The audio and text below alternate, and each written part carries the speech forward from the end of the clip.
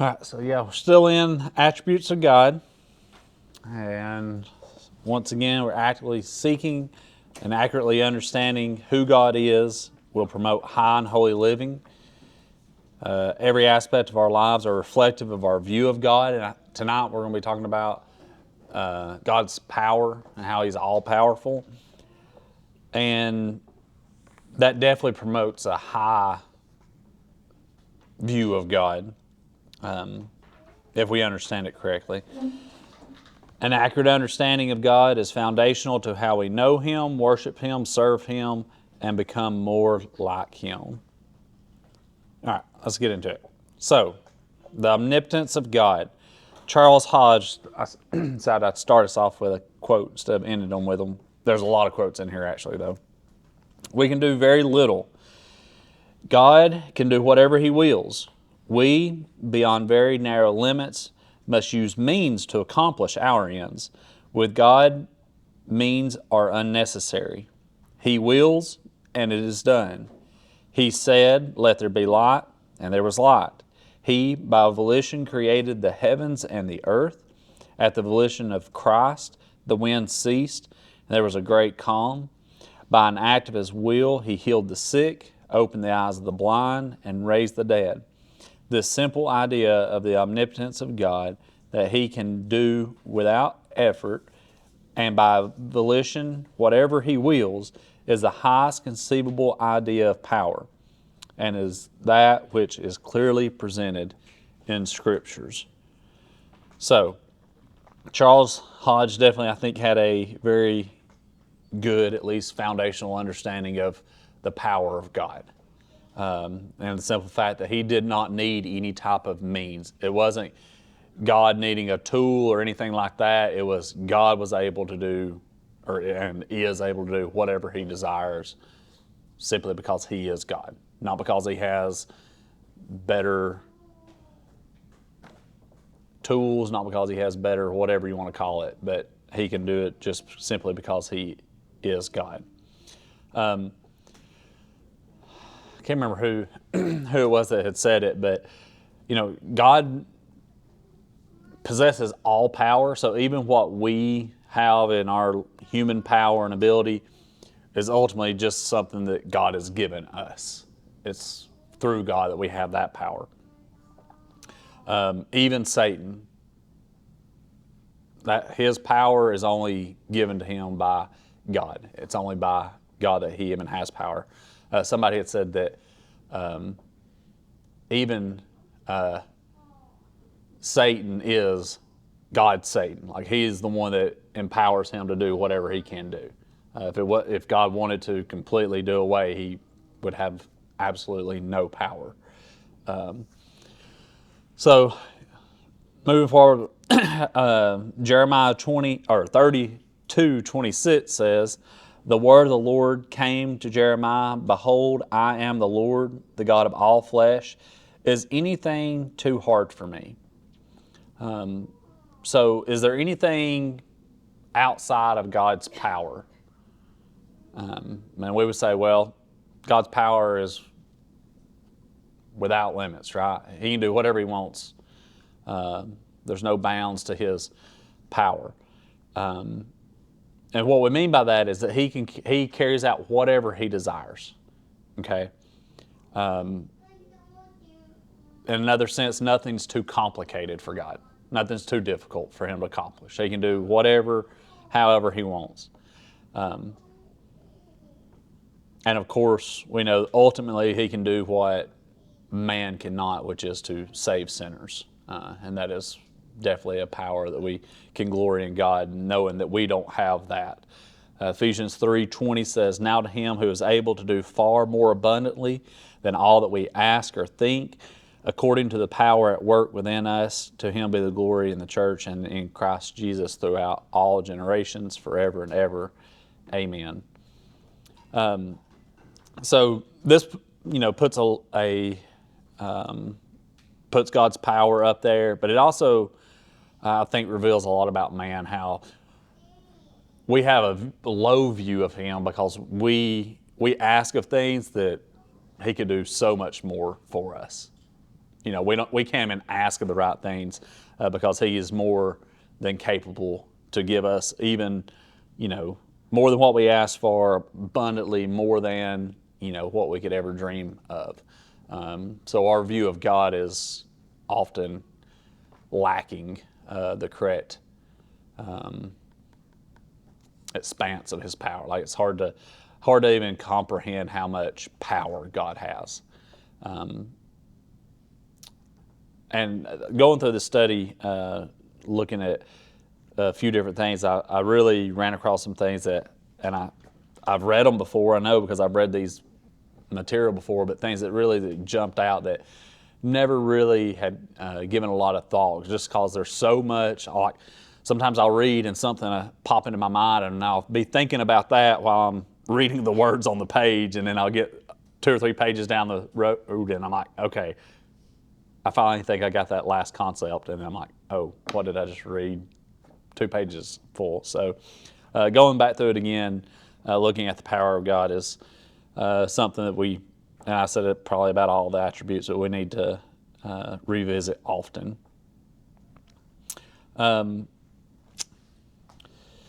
Let's see here. Well, I didn't put, let me go back. Okay, so this is, I didn't put it on there, but this is Isaiah 40:28.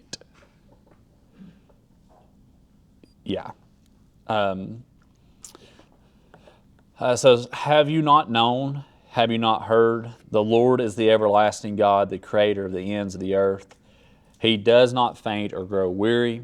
His understanding is unsearchable. So just in that verse, what does that tell us about God's power?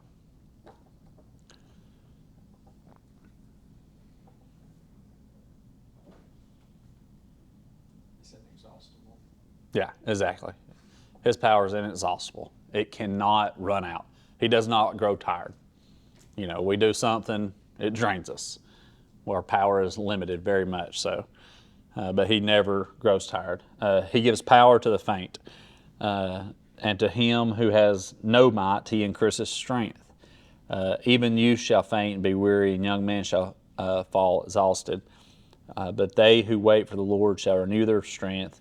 They shall mount up with wings like eagles. They shall run and not be weary.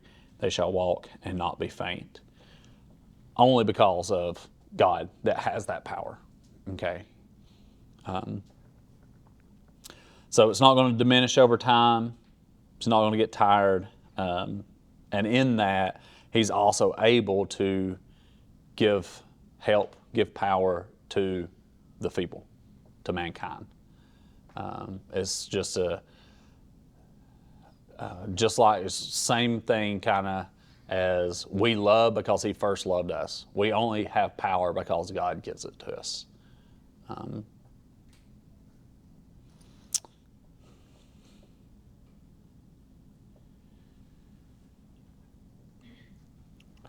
a lot of this, I feel like we've talked about a lot of this before, talking about some of the other attributes, but the first one we talked about was the aseity of God, how He is self-existent. And this one kind of runs, His power self-consistent in Himself, so it's never contradicts itself, I guess. Titus 1:2 says, in hope of eternal life, which God, who never lies, promised before the ages began. So this means that, of course, God doesn't lie. What He says will come to pass because He is that powerful. And it's in perfect communion, just like with the other attributes. Kind of like how we talked about the holiness of God is like the beauty of His attributes. Well, this one, is the one that we've talked about this before, is what's the most important attribute of God.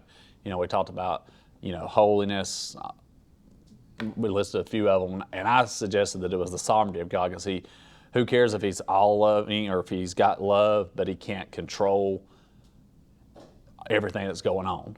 Well, what does it matter if he can't will all of those things to happen either? So this is right up there with, what I would consider to be one of the greatest attributes, because if he is all those things, but he's not in control of those things and not able to bring it to fruition, then, what kind of God is he? But he is able to. We do have to say, though, even though he cannot lie, there are some things that God cannot do. But it's not because of a lack of power. It's because it will not go against his other attributes or who he is. Just for example, he cannot lie. That's one of them. But once again, that's not a reflective of his power. That's reflective of who he is.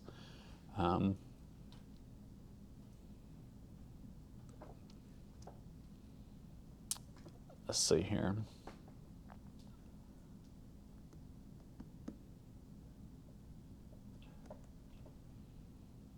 Yeah. So thinking about some of the attributes, I guess, what would be some things that we say that God cannot do because of who he is?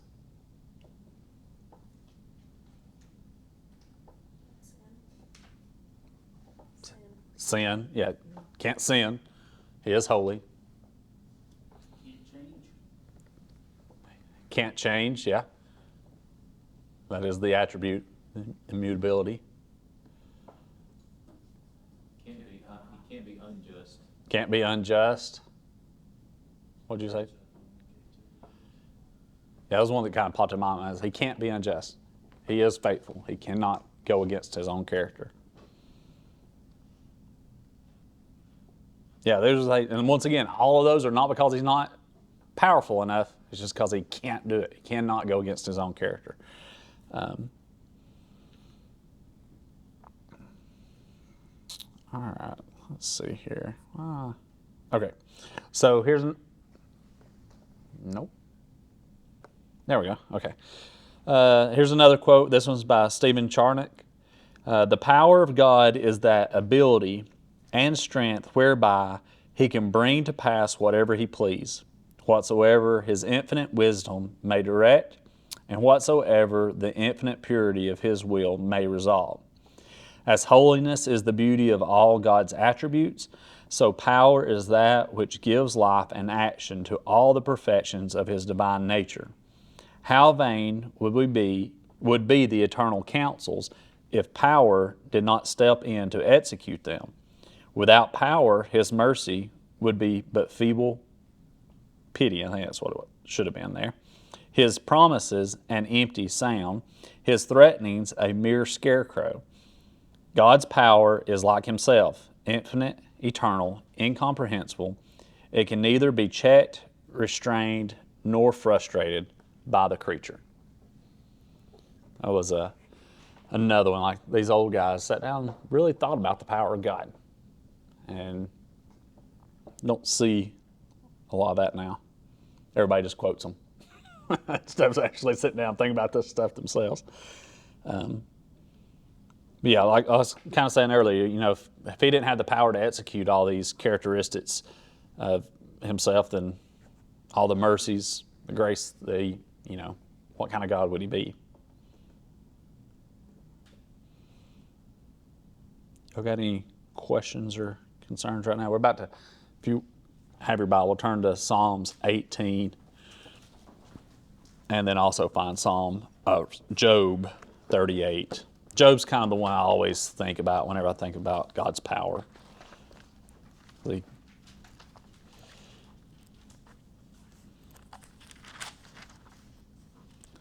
Since Job is kind of the one that they say was one of the earliest scriptures written, they think. I think the first come to Jesus talk came in Job. He finally just sat him down and said, "Listen here, sonny." Psalms 18. Let's see here. Let's just start in verse 1. Yeah. Okay, so Psalm 18 says, I love you, O Lord, my strength. The Lord's my rock and my fortress and my deliverer, my God, my rock, in whom I take refuge, my shield and the horn of my salvation, my stronghold. I call upon the Lord, who is worthy to be praised, and I am saved from my enemies. The cord of death encompassed me, and the torrents of ungodliness terrified me. The cords of Sheol surrounded me, the snares of death confronted me. In my distress I called upon the Lord, and cried to my God for help. He heard my voice out of his temple, and my cry for help before him came to his ears. Then the earth shook and quaked, and the foundations of the mountains were trembling and were shaken, because he was angry. Smoke went up out of his nostrils, and fire from his mouth devoured. Coals were kindled by it. He bowed the heavens also, and came down with thick darkness under his feet. He rode upon a cherub and flew, and he sped upon the wings of the wind. He made darkness his hiding place, his canopy around him, darkness of waters, thick clouds of the skies. From the brightness before him passed his thick clouds, hailstones and coals of fire. The Lord also thundered in the heavens, and the Most High uttered his voice. Hailstones and coals of fire. He sent out his arrows and scattered them, and lightning flashes in abundance and routed them. Then the channels of waters appeared, and the foundations of the world were laid bare. At your rebuke, O Lord, at the blast of the breath of your nostrils. Yeah. So, once again, we're talking about just by the breath of his nostrils, just by him simply saying things, all that type of stuff took place. We can't see that. We don't know anything, any type of power like that. And it talks about, that he sped upon the wings of the wind. He made darkness his hiding place, his canopy around him, darkness of waters, thick clouds of the skies. It's easy to look at things like that and say, okay, that's something really powerful that can, that can control the storms with simply his voice. And we think of that and we're like, wow, you almost think, say, well, that's the peak of his power. If you can control the winds that seem to be uncontrollable by man, we would think, oh, that's, somebody that can do that, that's the most powerful thing you can do. But yet, God created the winds, so he can do whatever he wants to with them. He has the power to do that because he's the creator of all of that. It says, not only does all creation bear witness to the great power of God, this is A.W. Pink, but also to his entire independency of all created things. He's so powerful. He creates all these things. We create things to help us out, right? God didn't do that. God didn't create man so that they could, by some type of means, accomplish his will or accomplish his, desires. That's not what it was. Simply for his glory that he made man.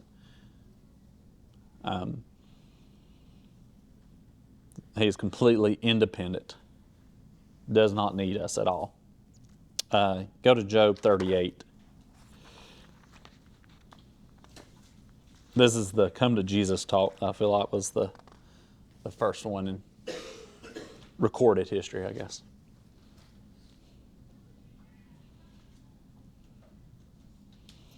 And this is you know how prideful we are and how we think we're so smart and everything, but God really does just set Job in his place here and just says, look at first of all who I am, look at what I've done, look at the power that I have. We'll just start in verse 1 here too. It says, then the Lord answered Job out of the whirlwind and said, who is this that darkens counsel by words without knowledge? Now gird up your loins like a man, and I will ask you, and you instruct me. Where were you when I laid the foundation of the earth? Tell me, if you have understanding, who sets its measurements, since you know, or who stretched the line on it? On what were its bases sunk, or who laid its cornerstone? When the morning stars sang together, and all the sons of God shouted for joy, or who enclosed the sea with doors, when bursting forth it went out from the womb? When I made a cloud its garments, and thick darkness its swaddling band, and I placed boundaries on it, and set a bolt and doors, and I said, thus far you shall come, but no farther. And he shall your proud waves stop. Here shall your proud waves stop. And then we finally get into it. If y'all's headings here, it says God's mighty powers. So here you go. Not that he's just questioning him, kind of laid it out there like, listen, who are you to be questioning me? Like, look at what I've done. Look at the power of creation. Then he says, have you ever in your life commanded the morning and caused the dawn to know its place, that it might take hold of the ends of the earth and the wicked be shaken out of it? It is changed like clay under the seal, and they stand forth like a garment. From the wicked their light is withheld, and the uplifted arm is broken. Have you entered into the springs of the sea, or walked in the recesses of the deep? Have the gates of death been revealed to you, or have you seen the gates of deep darkness? Have you understood the expanse of the earth? Tell me if you know all this. Where is the way to the dwelling of light, and darkness, where is its place? That you may take it to its territory, and that you may discern the paths to its home. You know, from you were born then, and the number of your days is great. Have you entered the storehouses of the snow, or have you seen the storehouses of the hail, which I have reserved for the time of distress, for the day of war and battle? Where is the way that the light is divided, or the east wind scattered on the earth? Who has cleft a channel for the flood, or a way for the thunderbolt? To bring rain on a land without people, on a desert without a man in it. To satisfy the waste and desolate land, and to make the seeds of grass to sprout. Has the rain a father? Or who has begotten the drops of dew? From whose womb has come the ice and the frost of heaven? Who has given it birth? Water becomes hard like stone, and the surface of the deep is imprisoned. Can you bind the chains of... This one gets me every time. You have three vowels together. That's not normal. Like, don't do that. Pleiades. There we go. Thank you, Eddie. Can you bind the chains of Pleiades, or loose the cords of Orion? Can you lead forth a constellation in its season, and guide the bear with her satellites? Do you know the ordinances of the heavens, or fix their rule over the earth? Can you lift up your voice to the clouds, so that an abundance of water will cover you? Can you send forth lightning, that they may go and say to you, here we are? Who has put wisdom in the innermost being, or given understanding to the mind? Who can count the clouds by wisdom, or tip the water jars of the heavens, when the dust hardens into a mass and the clouds stick together? Can you hunt the prey for the lion, or satisfy the appetite of the young lions, when they crouch in their dens and lie in wait in their lair? Who prepares for the ravens its nourishment, when its young cry to God and wonder without food? So, whenever we think we've got it all figured out and how we think we know everything, God's like, you don't have a clue. You don't even work. You've never even given thought about how the lion, or who feeds the lions, or who how the young has to wait for the food to be brought back to it, and it's sitting there waiting. You never thought about that type of stuff. You don't have to worry about that stuff because you have no power over it. I mean, what would be the point of me going, I wonder if that raven's going to eat today? What power do I have of doing it? I could kill something and lay it out there on the driveway for it to come get, but I can't make it swoop down and eat it. I can't do that. But that is the power that God has. He is able, and He does those things. That is the God that we serve, and the Creator God that He didn't create this stuff and go, oh yeah, I got to feed the ravens somehow. Or what about the lions? How am I going to get that took care of? He didn't do that.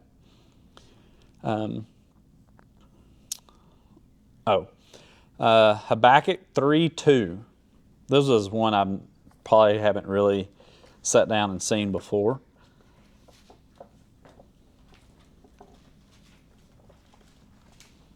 Habakkuk 3. I don't know why. There's a pretty good delay. Come on.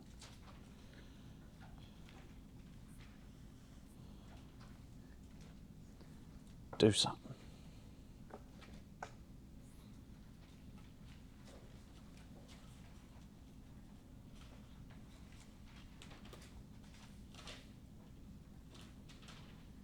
No. May have lost it forever. There it goes.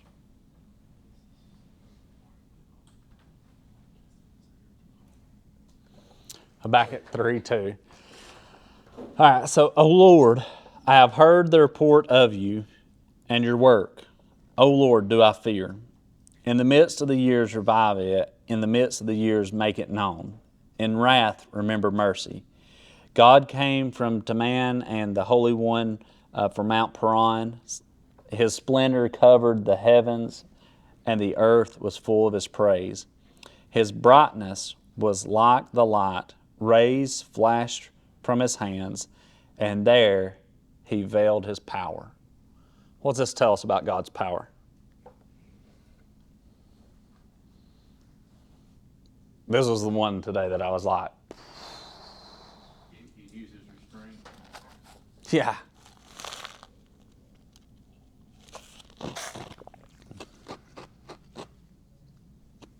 What we see is simply His veiled power. We don't see the fullness of it, which is mind-blowing. I think it was A.W. Pink. He said, the prophet here, in vision, beheld the mighty God scattering the hills and overturning the mountains, which one would think afforded an amazing demonstration of His power. Nay, says our verse, that is rather the hiding than the displaying of His power. It's not really God displaying His power. It's really Him hiding it. What is meant? This: so inconceivable, so immense, so uncontrollable is the power of deity that the fearful convulsions which He works in nature conceal more than they reveal of His infinite might. So creation hid more than it actually revealed to us of His infinite might. Make sense of that one. How does that work?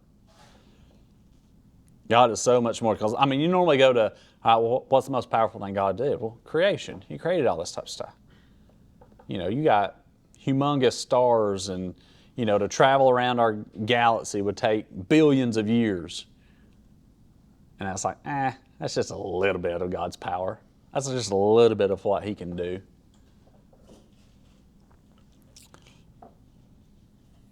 Once again, I think if we understand the power of God, we'll have a much high and holy view of who He is. And that's the desire of, you know, going through all these attributes. But really sit down and think about the power. And most of the time we think about the power of, okay, what can God do for me, right? Was it Philippians 4:13? I can do anything. And He can, because of Christ. But all that's going to have to line up with it being God's will and us wanting the things of God, not just simply to God to infuse His power into us so that we can do whatever we want by whatever means we want for our glory. That's not what it's about. But God is so powerful that, yeah, you can do anything and everything according to the power of Christ. Okay? So he can even, once again, he can impute power into us, just like he imputes his love into us as well. All right? Let's see here. Okay. Ezekiel 22:14.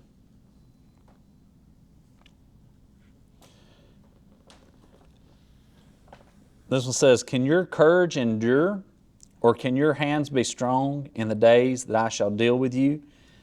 I, the Lord, have spoken, and I will do." It's a very sad verse for the reprobate, for the sinner. It says, it doesn't matter what you try and do. What I will be done. I will do what I want. You have nothing that you can do to restrain my power. And you think about, like, we've seen instances of that. The flood. There was nothing we could do to withhold those rains. If God had not provided a heads up to Noah and build the boat, mankind would have been done, over with. Nothing we could have done. And then Romans 9:22 says, "What if God, desiring to show his wrath and to make known his power, has endured with much patience vessels of wrath prepared for destruction?" So God has, for a while, has allowed evil to happen, okay? He's endured it with much patience. Why? In order to make known the riches of his glory for the vessels of mercy, which he has prepared beforehand for glory. God says, I'm going to withhold my power. I'm not going to strike them dead right now like they deserve. I'm going to restrain myself and let this go on for a little bit.